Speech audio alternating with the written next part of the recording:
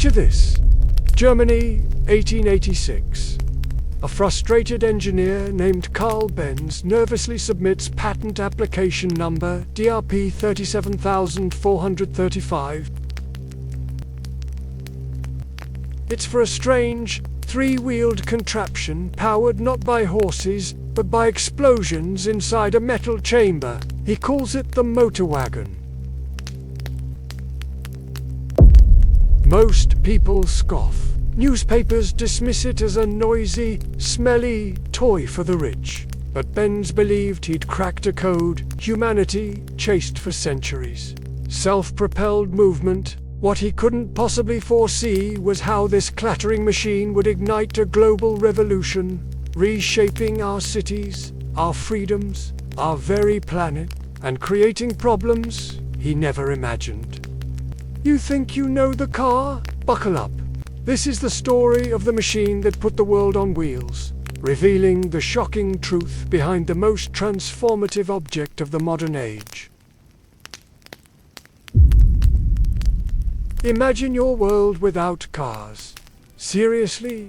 Try it. It's 1850. Your city streets are rivers of mud, straw, and something far less pleasant, horse manure. Millions of tons of it every year. The stench is overwhelming, especially in summer.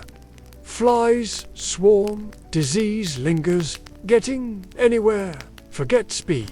A journey that takes you an hour today consumed an entire day. Need to visit family 50 miles away. That's a grueling multi-day expedition by stagecoach over bone-rattling roads, fraught with breakdowns and bandits. Goods move at a snail's pace. Fresh food spoils before it reaches distant markets. Your world is intensely local, confined to the distance your feet or a tired horse could manage. Cities choke on their own growth. Industry groans under logistical paralysis. Humanity is tethered, slow, and literally mired in the limitations of muscle power.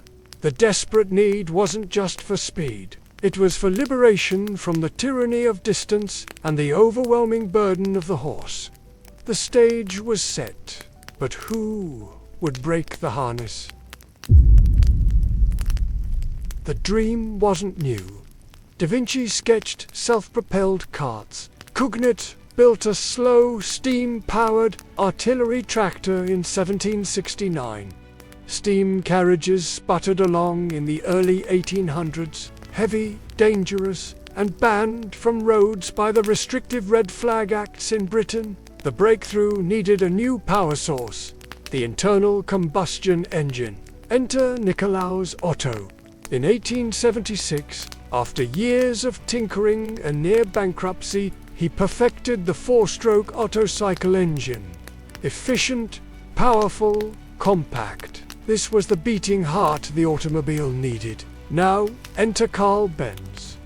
Working in obscurity in Mannheim, Germany, driven by a near obsession, he combined this new engine with a lightweight chassis, electric ignition, and a differential gear.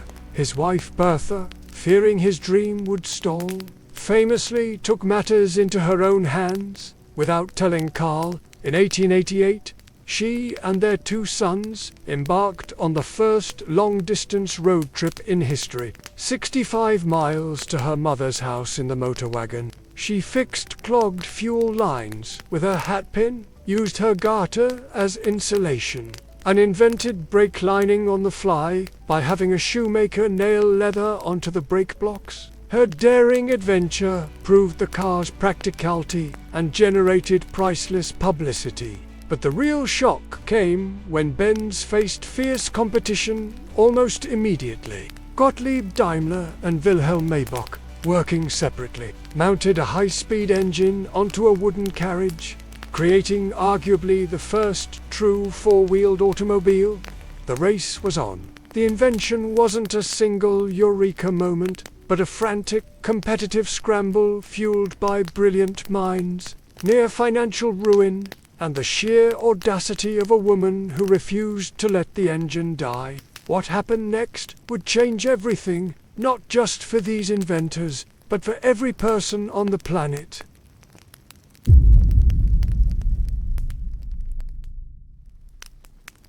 The early horseless carriages were expensive, finicky toys for the wealthy. Driving them required a mechanic and courage. That all changed with Henry Ford, obsessed with making cars for the multitude. Ford didn't invent the assembly line, but he perfected it for the Model T. Introduced in 1908, the Tin Lizzie was simple, rugged, and affordable. The Highland Park factory became a marvel.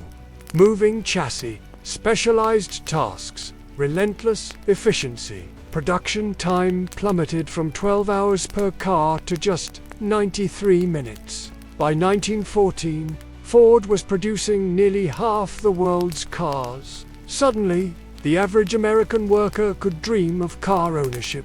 But here's what really happened. The Model T didn't just sell cars. It created a culture. It demanded infrastructure, paved roads, filling stations, motels. It spawned suburbs, as people could live further from work. It birthed the road trip, the drive-in movie, the teenager with newfound independence. Innovations cascaded. Electric starters, enclosed cabins, hydraulic brakes, synchromesh transmissions making shifting smoother. European manufacturers focused on style and performance. Think Bugatti, Bentley, Mercedes. The car ceased to be a machine. It became freedom, status, adventure. By the 1950s, America was a car-centric society, and the rest of the world was rapidly following. The spread wasn't just geographical, it was cultural, embedding itself into the very fabric of modern life. But this revolution came with a hidden cost, one nobody fully anticipated in the heady rush of progress. The freedom was intoxicating. Cities sprawled outward, ribbon developments stretched along highways, and the open road beckoned.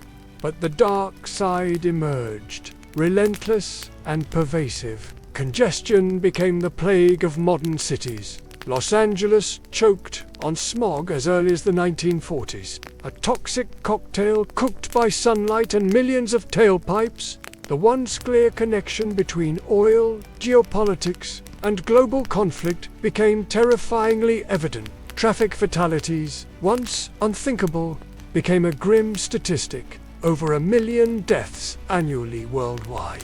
The very landscapes the car promised to connect were carved apart by concrete interstates. Vibrant city neighborhoods were bulldozed for parking lots and highways, often devastating minority communities. The convenience of suburbs fostered isolation, weakening traditional downtowns and community bonds. The car culture reshaped social interactions.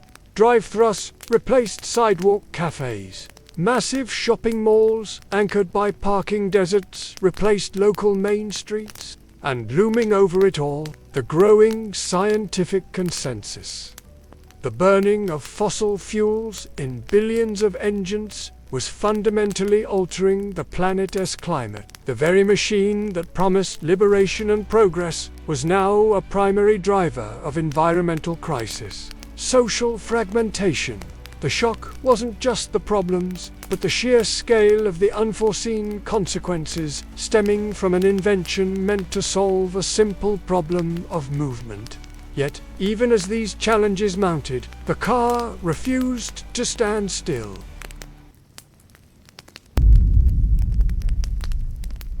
Today, over 1.4 billion cars navigate our planet. They remain indispensable, the lifeblood of global commerce and daily existence for billions. But the story isn't static. The car is evolving at breakneck speed to confront its own legacy. Hybrids, like the Toyota Prius, paved the way. Now, electric vehicles, spearheaded by visionaries like Elon Musk, with Tesla, but rapidly adopted by nearly every major manufacturer, promise zero tailpipe emissions. Autonomous driving technology, once pure science fiction, is being tested on roads right now. aiming to drastically reduce human error, the cause of 94% of crashes. Ride-sharing apps like Uber and Lyft challenge the very notion of individual ownership. Yet, the challenges remain immense.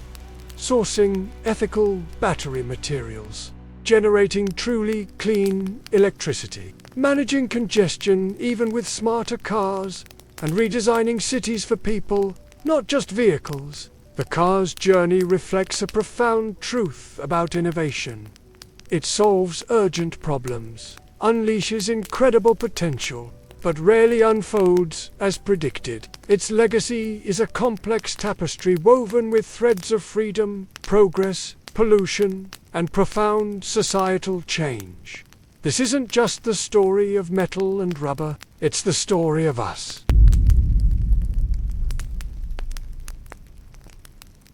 This story teaches us that innovation is rarely clean or predictable. It starts with a spark, like Benz's stubborn dream, but its true impact ripples outward in ways we can't foresee, mixing incredible liberation with unforeseen burdens. It reminds us that solving one problem often creates others, demanding constant adaptation and responsibility. The next time you turn the key or press the start button, pause for just a second. Think about the centuries of ingenuity, the dramatic risks, the world-altering consequences, both glorious and grim, contained within that everyday machine.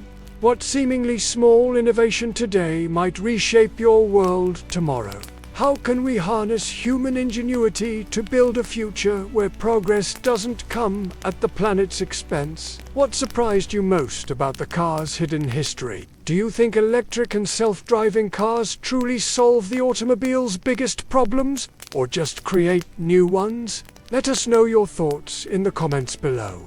If you were fascinated by the surprising origins and complex legacy of the car, give this video a thumbs up. It helps us uncover more incredible stories behind the everyday stuff that shapes our world. Subscribe to Origins of Stuff and hit the notification bell. Next time, we're diving deep into the explosive history and world-changing impact of the humble battery. You won't believe the sparks it caused.